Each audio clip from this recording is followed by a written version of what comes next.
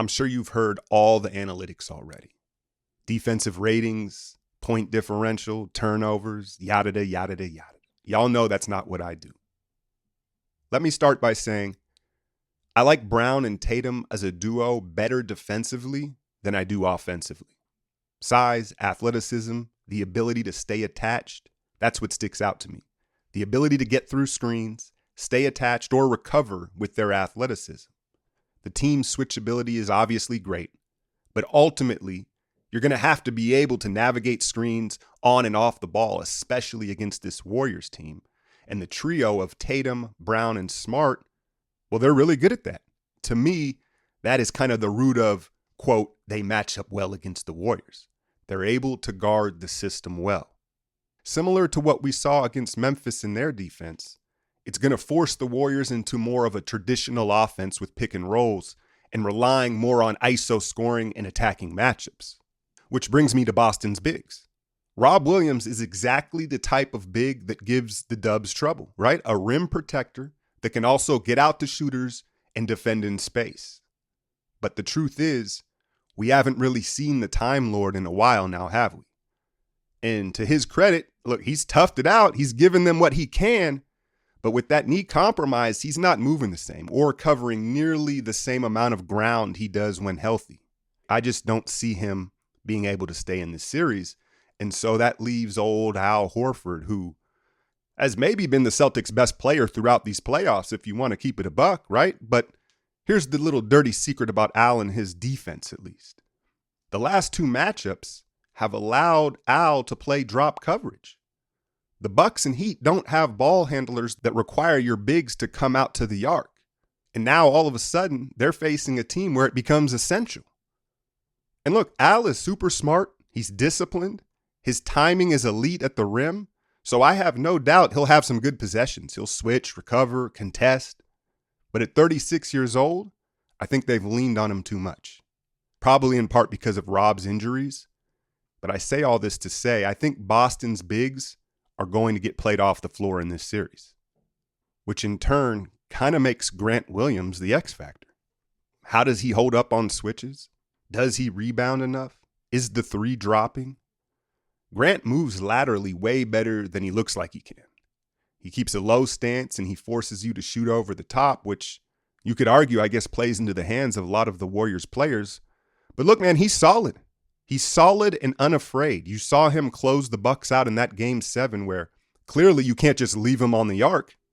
Now, obviously, he's not the rim protector or rebounder the other two centers are, but again, he's solid. Where I think it really would hurt Boston is not having Al's presence out there offensively because he settles them down. He's their preferred pick and roll partner. And frankly, he's their best decision maker and ball mover. Now, on a side note, I do expect to see Daniel Tice get a shot, but I'm just not so sure he's in shape. Like, he hasn't played that much. I'm not sure what they can expect from Tice, but he's been good in the past for them. So remember now, I'm operating under the assumption the series has gone small by, let's just say, Game 3. Boston's switching everything. They've got Grant Williams and Derek White out there who now become the Warriors' primary targets.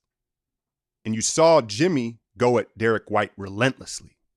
And it was interesting because Boston just left him on an island, right? I guess it worked. You know, some big performances from Jimmy Buckets, but look, we know at some point they'll send two at Steph, no doubt. I think the question is, can Jordan Poole and Andrew Wiggins force Boston to send help? In order for the Warriors to score enough against this defense, those two are going to have to create shots in ISO situations for themselves and others. Defensively, for the Warriors, I do have some questions. You would assume they put Wiggins on Tatum, but now are you putting Klay on Jaylen Brown? At least until you force them small? The problem with that is not only is Jaylen way more explosive and harder to keep in front of you, we know Klay can't be trusted staying connected on the weak side. That's a recipe for disaster, playing right into Jaylen's strength of attacking closeouts. And so initially, I could see the Warriors getting creative and maybe even putting Steph on Jaylen Brown, not only to protect him from smart bully ball, but perhaps to bait Jaylen Brown into over dribbling into ISO situations.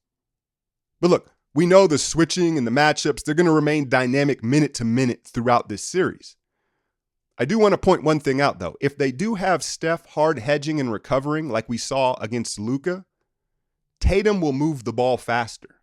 To his credit, and maybe to his fault at times, he's become a very willing passer. And look, he's not laser accurate like Luka or LeBron, but he can make all those passes at that size. But the thing is, if you watch and pay attention, he tends to pick the ball up early, which makes it more deliberate. And if you watched Miami, they generated a ton of turnovers with just high active hands because of that deliberate skip pass from Tatum. Now, obviously, Boston is going to try to stay big, right? Why wouldn't they? And hell, if Rob can stay in the series, maybe they can. I'm just not counting on it. So then I think what they will turn their attention to is trying to take Jordan Poole out of this series. Essentially try to balance the odds of small ball. And look, I'm not so sure where the Warriors hide Poole defensively because, again, Smart, very capable of taking him in the post and kind of giving him that bully ball treatment we saw Brunson do. Do you match Poole's minutes with Derek White's? I don't know. I think there's a good possibility we see either GP2 or Otto as the fifth guy instead of Jordan Poole quite a bit throughout this series. Granted, they are healthy. And listen, if they are healthy, if the Warriors are going to get Otto, GP2, and Andre back like reported, well, that changes some things, doesn't it? I think most obviously it's the ability to put Peyton on Tatum or Brown when they're hot. He can come in, completely disrupt their rhythm for 94 feet. I don't think Tatum is nearly physical enough to big boy GP2, and you already know he's licking his chops looking at both of their handles. I think the question for GP2 is, will he have confidence in that left shooting elbow to knock down the corner three and attack the rim like he was? Because the defense is great, no doubt, but if he's not comfortable offensively, you can't have him out there with Draymond, who is obviously going to be out there the majority of the time. But again, if they're going to have more wing depth, that's going to allow Kerr to do some things. And one of those things might be sit Clay if need be. I get it. Some of you are going to argue, listen, Steve is going to ride or die with Clay regardless. And I agree to an extent, like he's always going to be out there in late game situations. But there have been times in the last two series, first halves of games or wherever, where he's just killing us out there. And look, there's no doubt Clay will show up when we need him most. But Kerr really, I don't think, had any other options because no GP, no Andre, or I should say, no options that he had trusted yet, which leads me to the rooks. Does Moody or Kuminga get on the floor? With everybody back, my guess is no. But boy, is it nice to have those options, isn't it? Foul trouble, injuries, shit happens. I think Moody getting his feet wet against Dallas allows Kerr to go to him if need be. And then here's the thing about the rotation and depth. The Warriors have played more zone defense than anyone else in these playoffs. They have a super high comfort level in doing that. And I think that is going to be a big part of this series. And we're going to see big chunks of time where it stumps Boston offensively. Not only is it effective at times, but it also allows for a deeper rotation where Kerr can protect guys defensively if he wants to go to Bielitsa or play one of the rooks. But most importantly, it will protect Jordan Poole and keep him on the floor. The tipping point to me is this. If and when the series goes small, it's not just that the Warriors have more shooting, it's that they have out-rebounded everyone in the process. Now, Boston can make the argument they have the personnel to beat us up in the paint even when small. They have size at every position. It's true. They also have youth on their side. But as we know, there's a cost to that as well. And playing on this stage for the first time, it's going to be more draining to the Celtics. Physically, emotionally, every aspect of it. So don't kid yourself. The experience level will play a factor. Now, I started off by saying I like Brown and Tatum defensively more than offensively.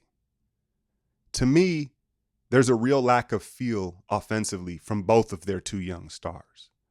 Look, they're really talented, big athletes, but that's just it. They're much better athletes than basketball players. Please don't confuse things. They're very effective, just like Giannis. Not very good basketball player, highly effective. Brown and Tatum are clearly all-stars. But part of having feel or being a natural ball player is the ability to make things look easy, to see the floor, make reads, and make the game simple. And that's where these two are lacking. And in this matchup, with not enough margin for error, late in games, I think that that's going to show up. The experience, depth, and chemistry get the Dubs their 4th title of this Steph Curry era. Warriors in 6. I want to finish this out with some general scouting notes on the 3 main players for the Celtics, starting with Jason Tatum. I'm sure you can check out the extended scouting report on this matchup on my Patreon, or go check out High Volume Shooter on Spotify or iTunes for the audio version of this. And as always, every Warriors game through these finals will be broken down on my Patreon. Appreciate y'all.